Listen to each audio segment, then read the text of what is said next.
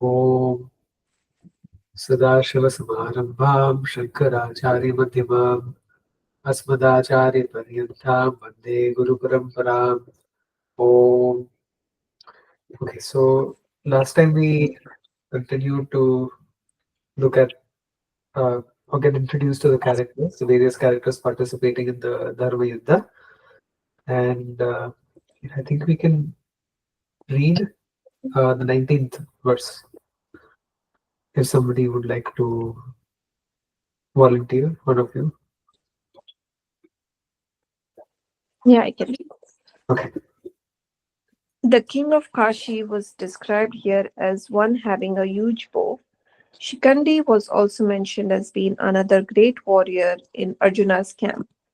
Drishtadyumna, the first commander-in-chief of the Pandava army, King Virata, and Satyaki, another king, were also mentioned by the name.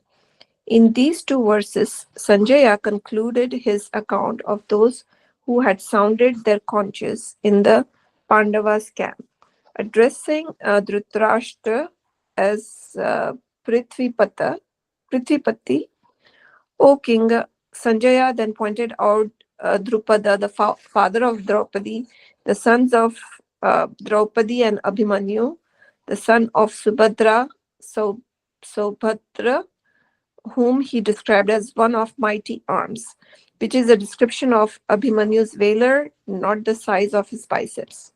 Together, these mighty warriors blew their conches. This sound is described in the next verse. Saghosho the Dhratarashtranam Radayani Vyadarayata Nabhascha Prithvim Chaiva Tumulo Yununadayan.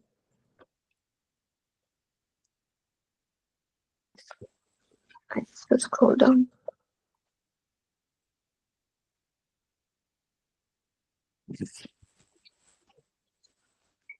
I'm using my phone, so I just need to scroll. Okay, once.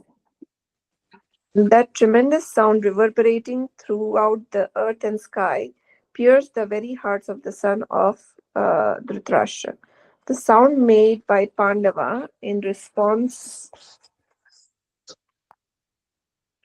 to that day by Duryodhana's army was so tremendous that it pierced the very hearts of the son of Dhritarashtra. The simultaneous sound reverberated and echoed, wave after wave bouncing from earth to the sky and back again. The magnificence of the Pandava war cry pervaded the entire atmosphere, creating panic in those of the opposing side. Again, Sanjaya drove home his point of Dhritarashtra's sons were no match for the Pandavas.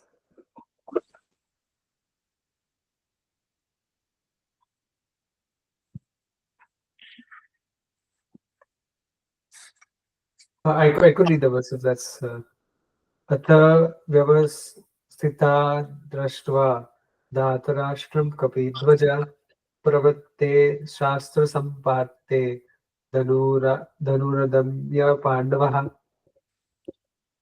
O king, then standing assembled the sons of Dhritarashtra, seeing Arjuna. You can maybe read from this. Okay. So Then, sorry. okay, sorry.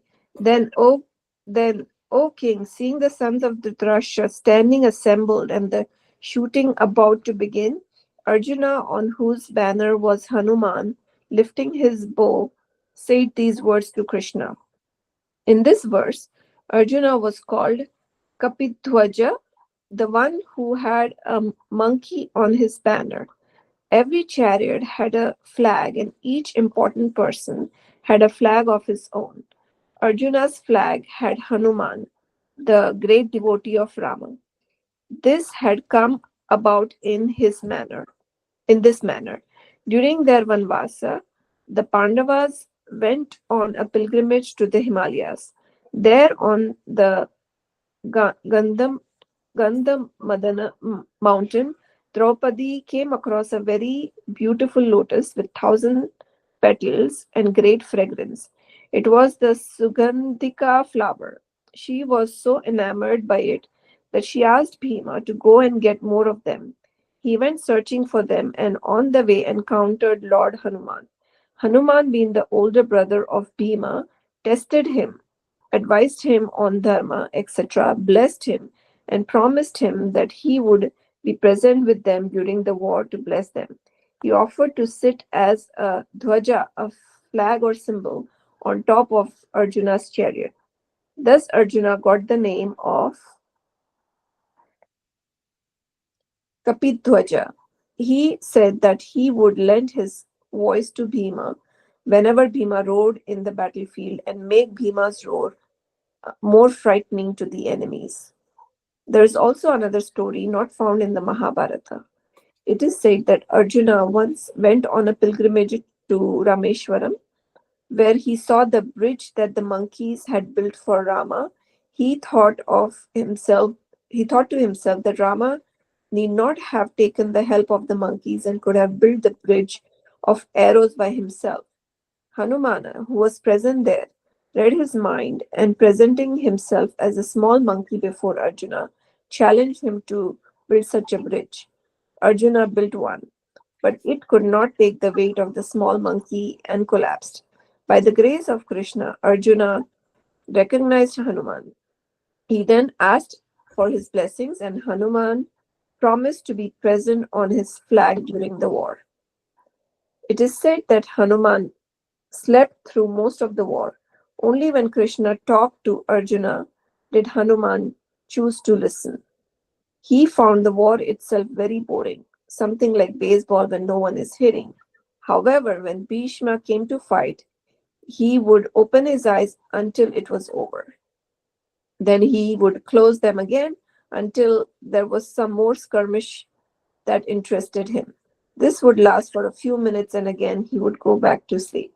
At the end of the war, when Bhima asked him how he enjoyed the battle, Hanuman replied that it had been nothing compared to those he had seen earlier, the fight between Rama and the 10-headed Ravana, for example. After such episodes, watching arrows flying back and forth was like watching a game rather than a life and death battle.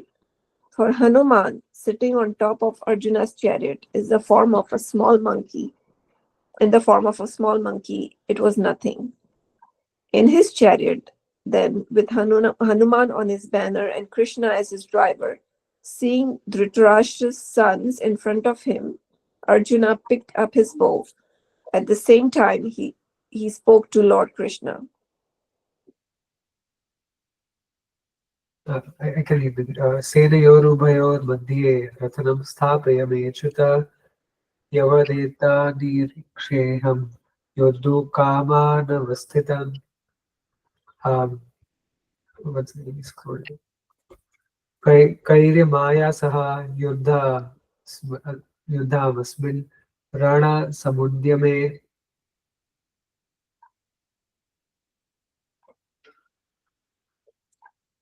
Arjuna said, place my chariot, O Krishna, between the two armies so that I can examine those people who stand here desirous of fighting, and also examine with whom I should fight at the onset of this war. Arjuna had been waiting for this day, his D-Day, for what seemed like ages. From childhood, his cousin Duryodhana had done so much injustice. The sinful actions he had been piling up were directed towards the Pandavas, especially Arjuna. Arjuna was the object of Duryodhana's jealousy and hatred because he was the most beloved disciple of Drona. They had all been Drona's disciples, but Arjuna was the best archer. Drona naturally had a soft corner in his heart for him. Arjuna had not attracted his jealousy because of his boasting or pride. He was considered a most pleasant person, but Duryodhana had his own problems. His father was blind and was therefore not the king. Because of this, all 100 brothers grew up nursing a jealousy, and Arjuna was always its target. Therefore, Arjuna had been waiting for the day when his pent up anger could be released. Seeing these Dhritarashtra's before him, his fury knew no bounds. He even forgot that Krishna was with him, not by appointment, but because of his prayerful request. Krishna was seated in front of his chariot as a driver by his own grace alone. Forgetting this, Arjuna commanded him to place the chariot between the two forces so that he could see who was in each camp. Thus, Arjuna told Krishna exactly where he wanted his chariot placed. He said, "Place my chariot in between the two armies in such a way that I can examine these people. Who are they who have come to the battlefield with a desire to fight on one side or the other?" Arjuna especially wanted to see the army of his opponent in order to know with whom he should fight once the war began. योत्स्यमानानुवीक्षेऽहं य य एतेऽत्र समागतः धातरात्रस्य दुर्बुद्धेर्युद्धे प्रियैर्चिकीर्षवः.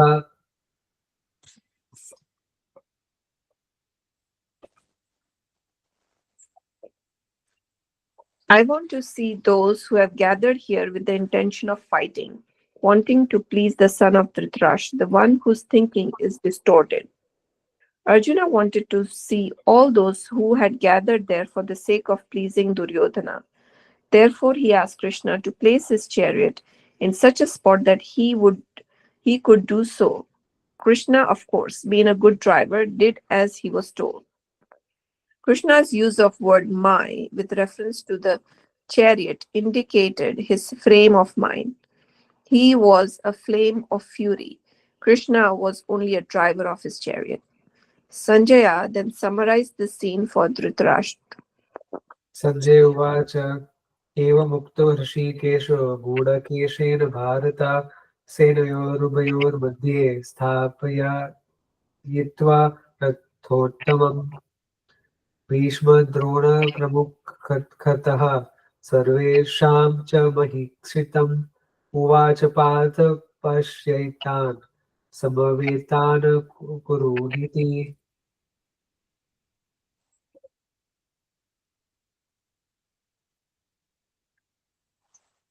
Sanjaya said, "Okay, thus ordered by Arjuna, Lord Krishna placed the best of chariots in the middle of two armies, right in front of Bhishma, Drona, and all the rulers, and spoke thus: Arjuna, please look at these Kauravas who have gathered here." Addressing Dhritarashtra as Bharata, Sanjaya told him that Krishna, thus ordered by Arjuna, placed the great chariot between the two armies. Bhishma and Drona were the people with whom Arjuna would have to fight. So naturally, Krishna placed the chariot so that Arjuna could see them.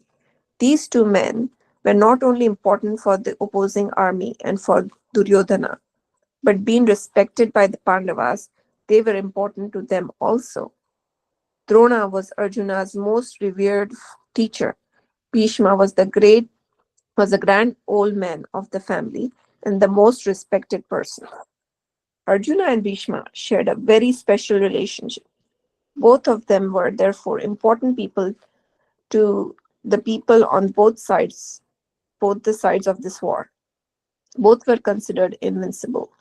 Thus, when Krishna drove the chariot between the two armies, he placed it in front of Bhishma, Drona, and the other important kings so that Arjuna could see these warriors. The place chosen by Krishna was the best vantage point possible, a place from where Arjuna could see everyone on both sides. Arjuna was able to see everyone just as he had asked.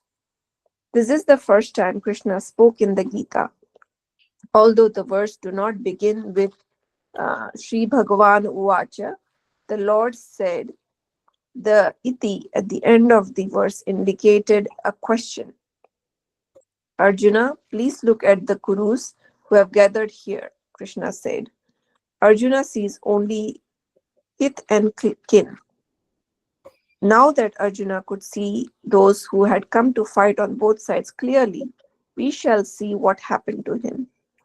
तत्र पश्यत् स्थितान् पार्थः पितॄणाथ पितामहान् आचार्यान् मातुलान् भ्रातॄन् पुत्रान् पौत्रान् सखीमस्तथा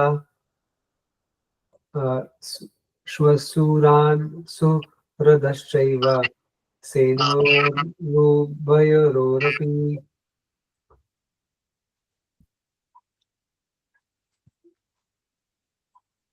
When Arjuna saw standing there on both sides of the two armies paternal elders, grandfathers, teachers, uncles, brothers, sons, grandsons, and fathers in law, and friends too.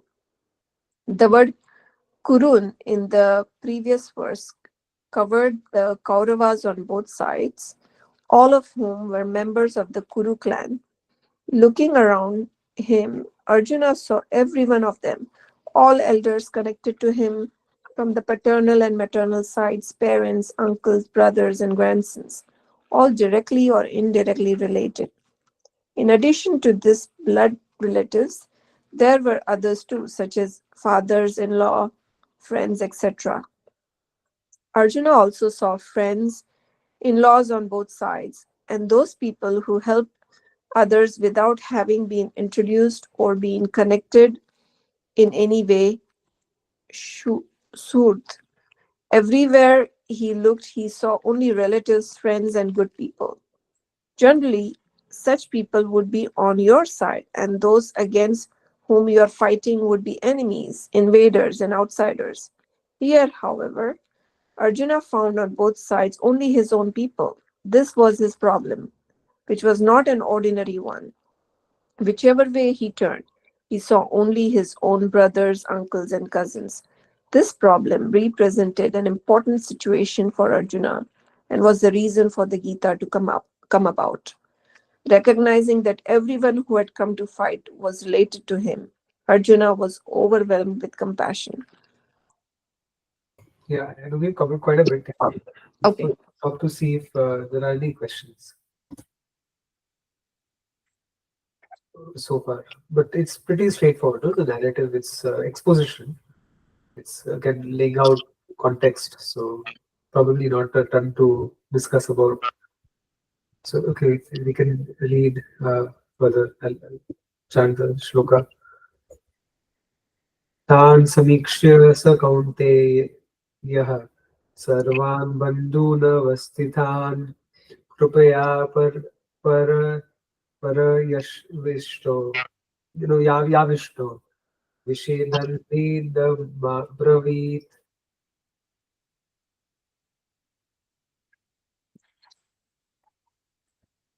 Then he, the son of Kunti, Arjuna, seeing clearly all the assembled relatives, seized by deep compassion, sorrowfully said these words. Arjuna's compassion was born of distress because what was going to happen was destruction, and all the people who would be involved were his own people. Therefore, his compassion was too much for him. This was not some smaller matter that could be dismissed in the interest of practicality simply because war had been declared. When such thoughts of compassion come, they are generally dismissed by people. If we know something is not proper, we can usually say, why what has to be done. The battlefield was not the place for compassion. Arjuna could not afford to be compassionate here. He had to fight. In the same way, a boxer cannot afford to be compassionate towards his opponent. If because his opponent is bleeding, the boxer's compassion prevents him from hitting him, the boxer himself will be knocked down. Certainly, seeing his opponent's blood, the thought will come that this is not proper time or place to hit him. But then another thought comes, this is exactly the right time and place to strike. Instinct will tell him this, some killer instinct. Any mercy or compassion is quickly dismissed in such situations. This is what is meant by krupa, a compassion that is dismissible. However, when you cannot dismiss it, it becomes parakrupa, overwhelming compassion. Arjuna could not do anything about his compassion, which was born of distress because of impending destruction about to befall all of his people. Arjuna uvacha drishtvevam svajanam Krishna yutsum samupasthitam सीदन्ति मम गत्राणि मुखं च परिश्रूयति शुष्यति वेप वेपुतश्च शरीरे मे रोमहर्षश्च जायते.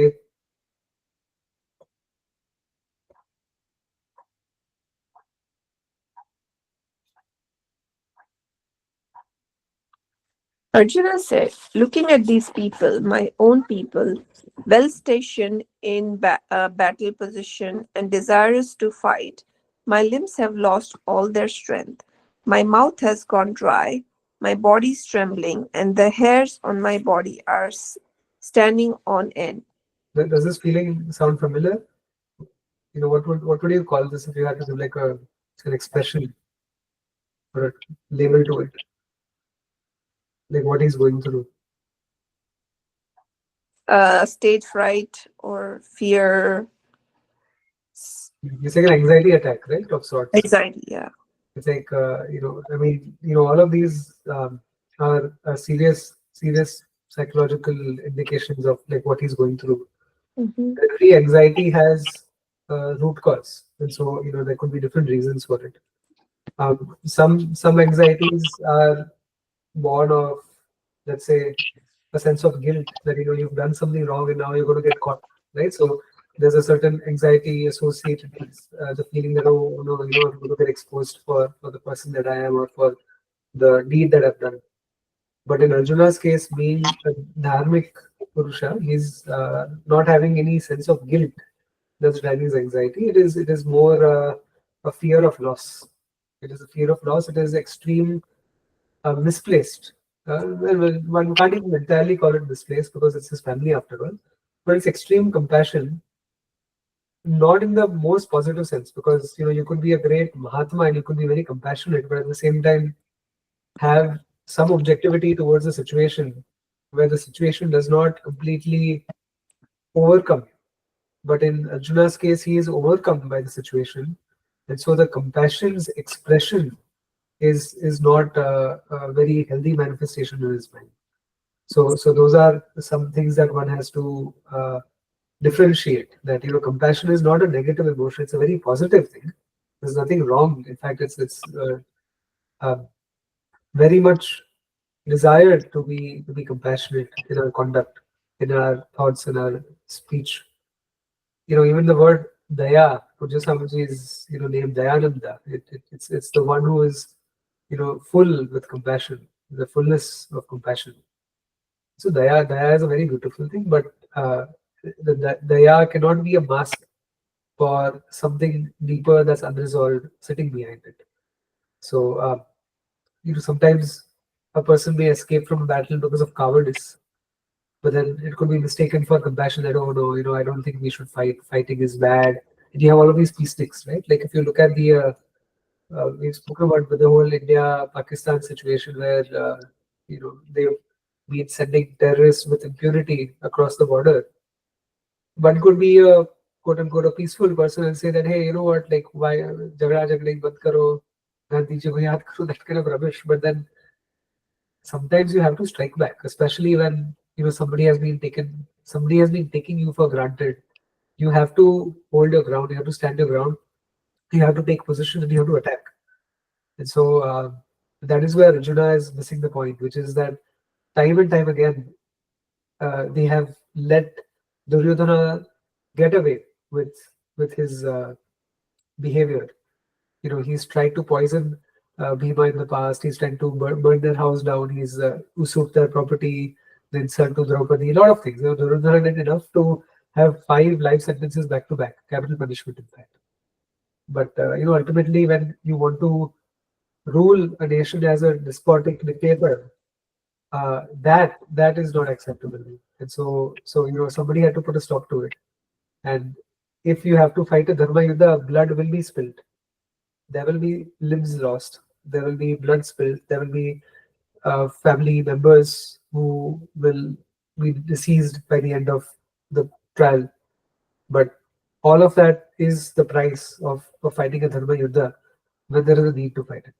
Some wars are fought because, Ambika was asking me the other day, like, are all wars good? And I had to think about it. The answer is no, not all wars are good. Some wars are, you know, uh, generated because of people's egos being rubbed the wrong way. Let's say you have two different leaders of different nations who don't get along, and somebody says something and the other person responds back, and now slowly you get into war territory. That's not the right reason to fight a war. But when there is injustice being done, when people are being um, subjugated, and you need to liberate those people from sort of potential dictatorship, then yes, sometimes to overthrow such bad intentioned leaders, you need to wage a war. That's what we see happening throughout our itihasas. That's what is the common narrative in so many of our Puranas as well, that there are battles being fought. Somebody once remarked that so many of our festivals are celebrations of war. Think about it. Diwali is a celebration of war. You have Navaratri, which is again the battle between uh, Kali and Mahishasura, right? So that's why one of the names of Devi Ma is Mahishasura Mardini, because bringing the Mahabharata that she's reading right now. You can show it, and then be quiet. There you go. Good, good. So yeah, there's of course a great Kurukshetra Yuddha. You had the Dharma Yuddha from Ramayana, which is very important, and so many of the even if you talk about Holi again, it was the vanquishing of Asuras, right? That you had Prahlada who ultimately prevailed, and then you had this whole story of Narasimha Avtara. Again, you had to destroy the evil king there as well. So war is not necessarily a bad thing. The reason why you fight may or may not be a good reason, but war sometimes is very necessary. In the context of Mahabharata, there's one more thing that Arjuna sort of missed, the big picture, which is that, let's take the human body as an example. And I think we spoke about this maybe a couple of weeks back, but there is a war that's raging inside the human body as well. You have your defense system, your antibodies who are fighting against foreign particles, right? Whether it's viruses or bacteria, or even some sort of an infection or some wound that the body has suffered. Your defense system is fighting back, and that's why you sometimes develop a fever when you're sick, because your body is fighting the intruders in the body, and that's a battle of sorts, and that's a dharmic battle. You could say that, what, no, my antibody should just take a rest, back off. We don't need to fight, we don't need to destroy any cells or any bacteria. It's all violence. Okay, die. That's the outcome of not fighting that battle. Same way, if you compare the human body to a nation, or the nation to the human body, then there are these antibodies, the military, right? The army, the navy, the air force, and they have to defend the borders. Your body has a border. If something enters this border, the boundaries of your body, that's when you fall sick. If some unnecessary enemy enters the boundaries of your nation, that's when the nation falls sick, and you need somebody to defend that as well. So, one should always think about war in terms of why it is being fought, and not the fact that wars are good or bad in general. So I just wanted to mention that. Any thoughts or questions here before we proceed? Okay, then please continue. Thus, under the spell of such a deep compassion, he said to Krishna, looking at my own people who have come with a desire to fight, each one very well prepared and well stationed, my limbs have lost their strength. Arjuna was so overwhelmed by the sight of his own people in both armies that his limbs gave in. They seemed to have lost interest in performing their functions. His hands did not want to lift or move in any way. It was the same with his legs. His mouth went dry and his whole body was trembling. His arms and legs were shaking, and the hairs on his body were standing on end. Any intense emotion can trigger these physical reactions.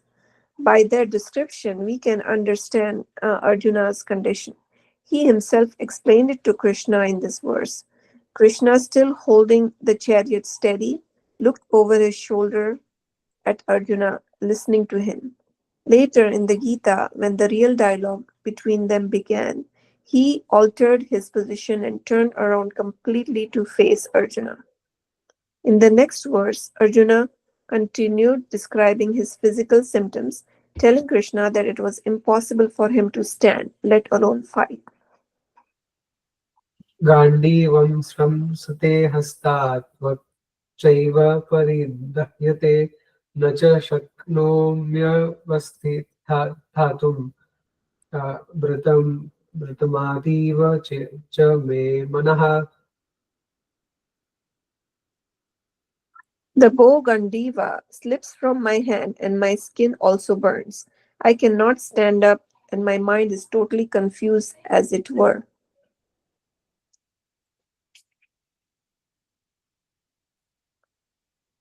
Arjuna's condition was such that his bow, known as Gandiva, was about to slip out of his hand.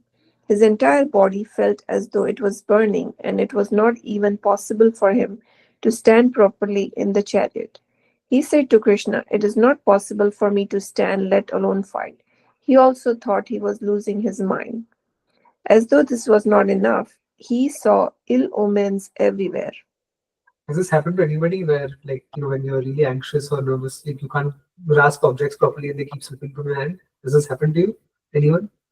Happened, right? Like, isn't this beautiful that a 5,000-year-old itihasa, the same emotions that we feel right now were experienced by Arjuna and so beautifully captured by Vyasa Muni. निमित्तानि च पश्यामि विपरीतानि केशव न च श्रेयोनुपश्यामि हत्वा स्वजनमहवे. So again, more classic. This is also something we do, right? When something goes wrong in your life, you start seeing negativity everywhere, and you start seeing omens everywhere. That are this will go wrong. Ye dekha, nazar lag gayi, this, that, etc., etc. It's a very common thing, and that's because now you're approaching it from a place of um, from a colored vision. You start confirming the biases that are going to be helpful for you to escape that situation, if that makes sense. And so you start over reading patterns which don't exist. Sometimes they may exist, or maybe, to give Arjuna the benefit of the doubt, it's possible that maybe these omens existed everywhere, but now he's become alert to the fact that they existed and they just become additional fodder to feed his um, desire not to fight, essentially. So that's what happening here.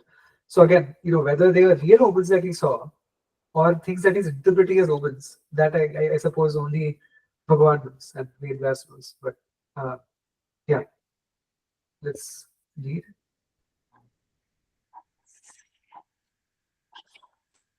Okay, Shiva, I see bad omens and I see no good in killing one's own people in this battle.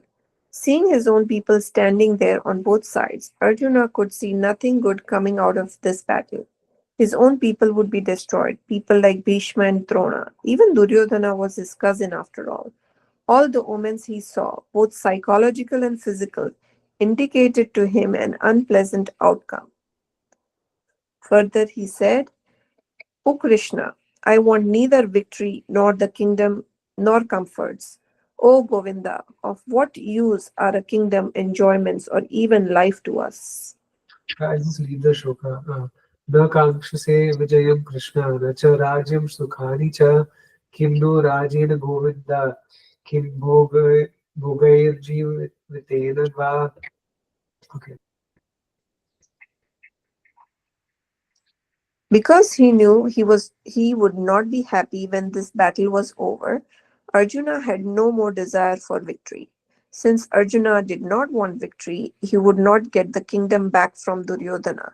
If he wanted the kingdom, victory was important. But Arjuna said he did not want the kingdom also. Not having the kingdom meant that he would have to suffer. He would have to go back to the forest and perhaps live the life of an ascetic, living on roots and so on. Duryodhana would never allow him to stay in his kingdom. He had already made that clear by refusing to give him even a house. Was Arjuna ready to return to a life of deprivation without the comforts the kingdom would provide? He had just said he did not want victory, the kingdom, or comforts either. If there were no victory, there would be no kingdom, neither of which Arjuna wanted now. Without a kingdom, there would be no comfort, which also he no longer wanted. What did he want? He no longer cared. What do we get out of a kingdom? He asked. What do we get from all these enjoyments? Even by living, what do we get? Nothing. By destroying his own people, what would he get? If destroying them would give him a kingdom, what kind of kingdom would it be? Arjuna did not think it would be a sane bargain at all. Sane bargain at all.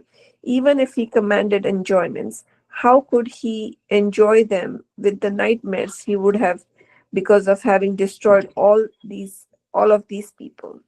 In this way, Arjuna argued that victory, a kingdom, and even life itself were useless because So here's a question. Suppose hypothetically, which is not the case, but if Duryodhana was a good leader, suppose he did a good job of running the country, should Arjuna have fought? suppose I'm sorry I missed it. Duryodhana was a good leader, a dharmic leader. Not okay. Maybe he cheated Arjuna and the Pandavas. Maybe that was Duryodhana's folly, mistake on his part. But suppose he was a good leader, should Arjuna have actually fought back for his kingdom and spilled so much blood, or should he have just said that, you know what, I'll just take it. I'll take it as it is, and it's fine. But if he was a good leader, then he would not have done injustice to Pandavas at the first place. Well, you could be good in one area of life and not so good in another area. Think of it as, okay, maybe he was a good leader, but he had some extreme bias against the Pandavas, some deep jealousy, whatever, and that's something that he wanted to commit to.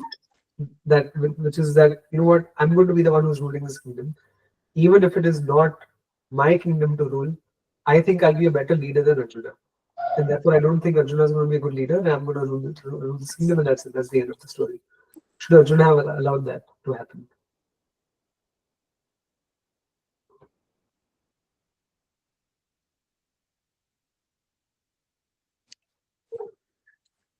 Any thoughts? Anyone?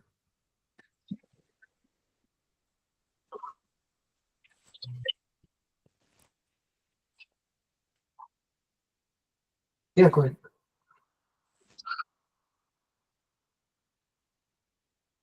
I think you're muted though. Sorry, I was mute.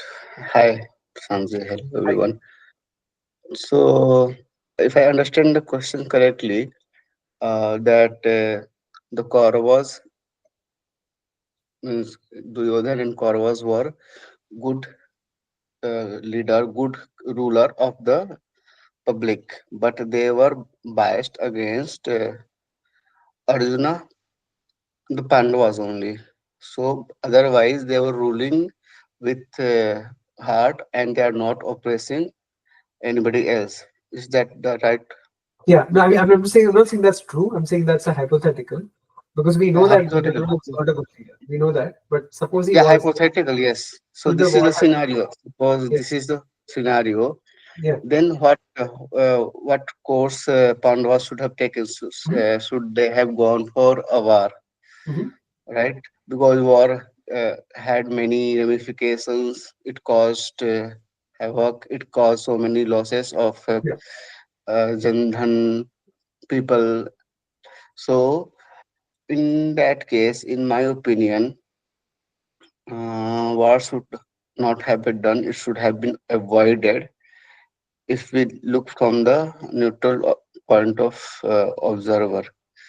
But at the same time, I think Bhagavan Krishna uh, uh, had already designed this in such a way that war had to have happen. Otherwise, the messages, the teachings which was to be was to be given to the people of Bharat would not have passed through if war was not at all there. Let's counter that a little bit. So let's say we say the Gita is the Gita Upanishad, which is it is the essence of all of the Upanishads. And in the Gita itself, Bhagavan Krishna states that what I am teaching you, Arjuna, is a repetition of what has already been taught. It's already there in the Veda Granthas. It's already been taught in the past. It's already present. This is more of the condensed form. So let's say Krishna Bhagavan's motivation wouldn't be to orchestrate a war just so that there is the Bhagavad Gita, right? That can't be the motivation because that's too big a cost to have for presenting a teaching. So let's take Krishna Bhagavan out of the example and what the orchestration was. But like just thinking that if something like this happened today, should the war be fought or should it not be fought? Like if somebody forcefully takes over um, your rightful place, I'm saying. I would argue that the war should still be fought from an objective perspective. And here's why. If we flout a rule to allow a war to be fought, or rather for somebody to take over somebody else's basic rights or earned rights or um, stipulated rights, then what we are essentially saying is there is no law and order in society at all. Suppose you're living in a home and somebody comes and takes over your home and says that, what, I think I deserve to stay in your place. You can be on the road. Get out. And then do you fight a war for that? Do you hurt the trespasser? Do you hurt the person who's squatting in your home? And I would say, yes, you hurt them. You hurt them badly enough to the point where it sends a message.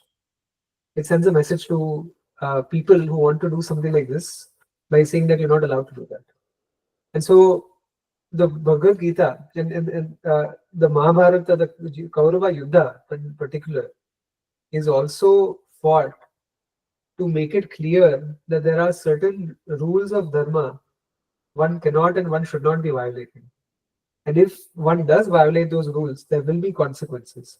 But if you allow a person to violate those rules without impunity, then there is no end to the amount of violations that you will no longer be able to prevent.